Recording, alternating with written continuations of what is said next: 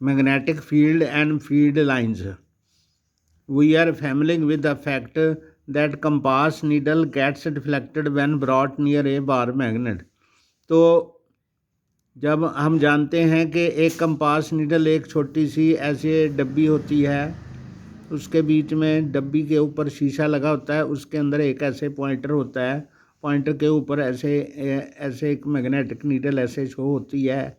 तो ये magnetic needle जो होती है ये नॉर्थ साउथ की तरफ डायरेक्शन को दिखाती है। तो वैसे अगर बार मैग्नेटिक उसके मैग्नेटिक नीडल के पास लेके जाएं तो वो डिफ्लेक्शन दिखाती है। तो compass needle in fact A small bar magnet. तो कंपास की नीडल जो होती है समझो एक छोटा बार मैग्नेट होता है जो हिलने के लिए स्वतंत्र है। The ends of compass needle points approximately towards north and south direction. तो कंपास जो होती है उसके जो दो सिरे होते हैं वो अप्रॉक्सीमेटली नॉर्थ साउथ डायरेक्शन में रुकते हैं। The end pointing towards north is called north seeking north pole. तो जो उसका जो एंड नॉर्थ की तरफ होता है उसको नॉर्थ सीकिंग एंड कहते हैं या उसको नॉर्थ पोल कहते हैं। The other and that points towards south is called south seeking और साउथ पोल। जो एंड सिरा उसका साउथ की तरफ पॉइंट करता है उसको साउथ पोल कहते हैं। Through various activities we have observed that like poles repel. तो हमने अलग अलग एक्टिविटीज़ में देखा है कि जो एक जैसे नॉर्थ टू नॉर्थ पोल हैं दो मैग्नेट्स के, वो एक दूसरे को रिपेल करते हैं, परे धकेलते हैं।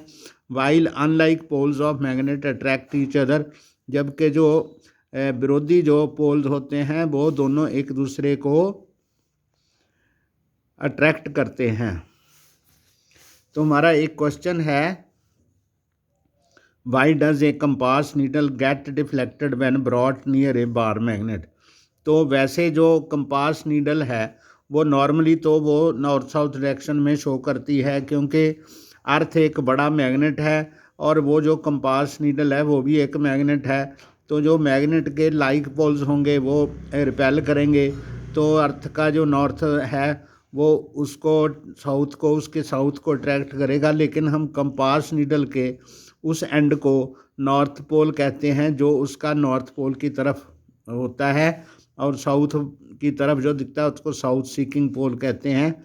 तो इसलिए जब उस मैग्नेटिक नीडल के पास एक और बार मैग्नेट लाया जाता है तो बड़े मैग्नेट जो अर्थ मैग्नेट है उसका असर नहीं होता, तो जो उसके पास में बार मैग्नेट लाएंगे उसका असर उसके ऊपर होता है, इसलिए उसमें डिफ्लेक्शन होती है। तो ये क्वेश्चन मैं आपको अलग से लिखा हुआ इंग्लिश में भेज दूंगा। आगे हमारी एक्टिविटी है 13.2। तो ये जो थी 13.1 एक्टिविटी थी जिसमें ऐसे बताया गया था जब किसी सर्किट में करंट चलता है तो यहाँ पर जो मैग्नेटिक नीडल रखी है वो डिफ्लेक्शन करती है। तो यही क्वेश्चन यहाँ पर पूछा गया था।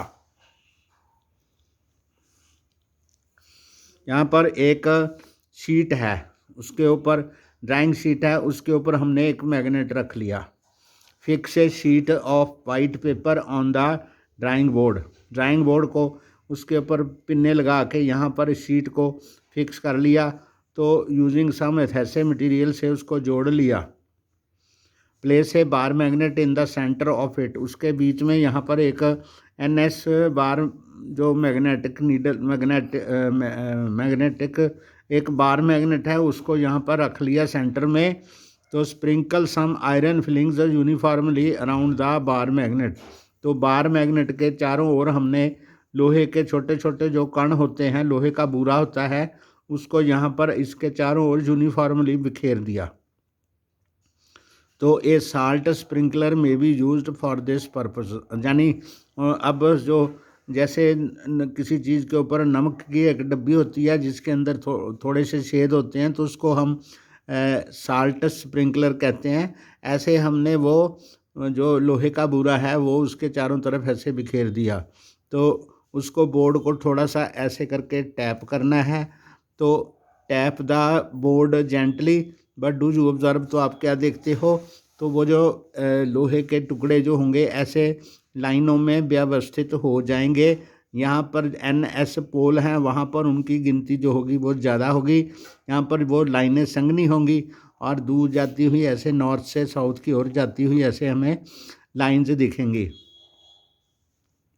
Iron filings near the bar magnet align themselves along the field lines. तो ये जो बार मैग्नेट के चारों तरफ जो लोहे का बुरा जो है वो लाइनों में व्यवस्थित हो जाएगा, तो उसको हम मैग्नेटिक फील्ड कहते हैं। इसमें ये वाली जो लाइंस बनती हैं इनको मैग्नेटिक लाइंस ऑफ फोर्स कहते हैं। जैसे यहाँ पर बताया गया है, फील्ड लाइंस हैं और मैग्नेटिक फील्ड है।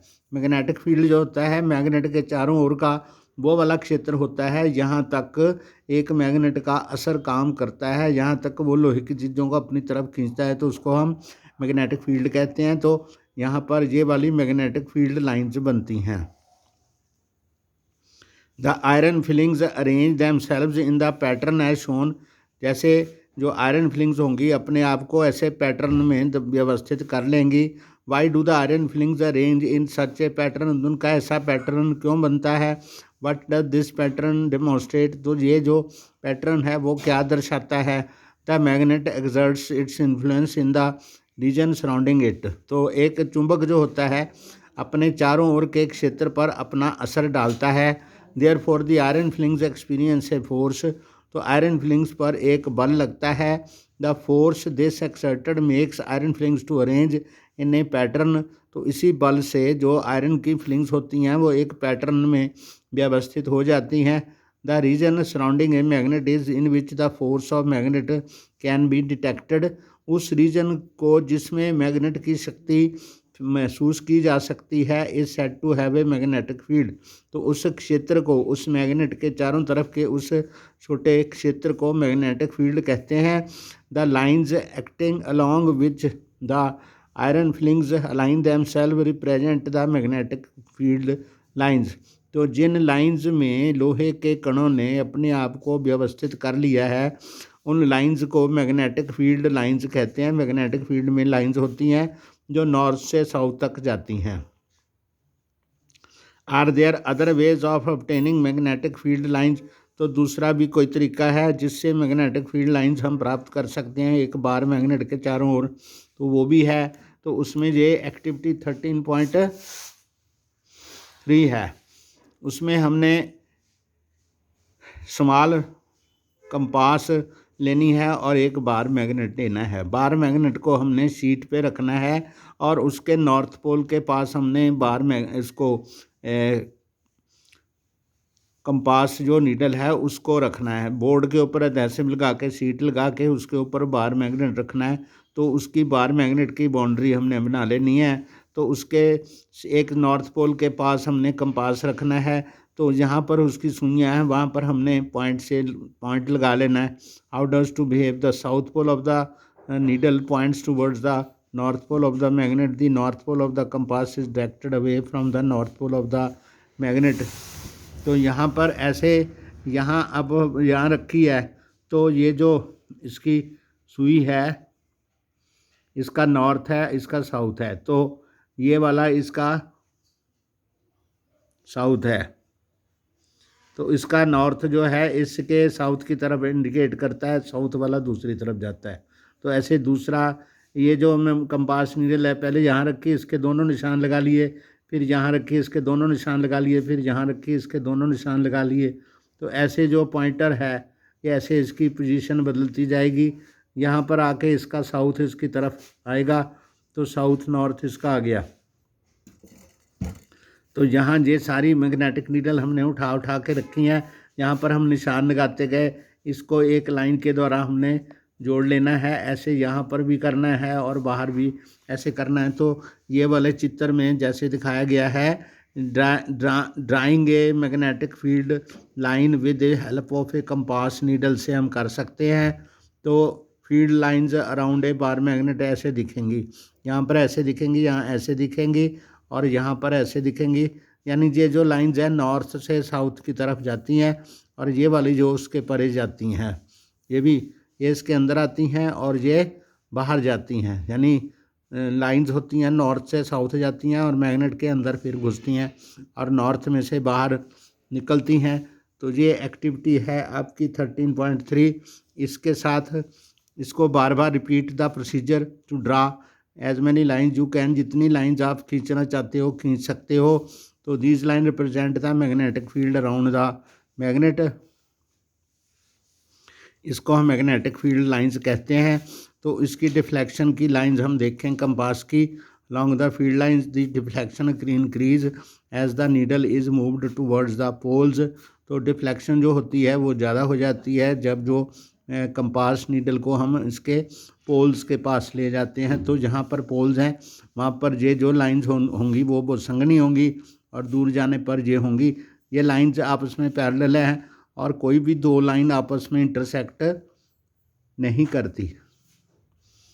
ओके, यहाँ तक हम पढ़ेंगे।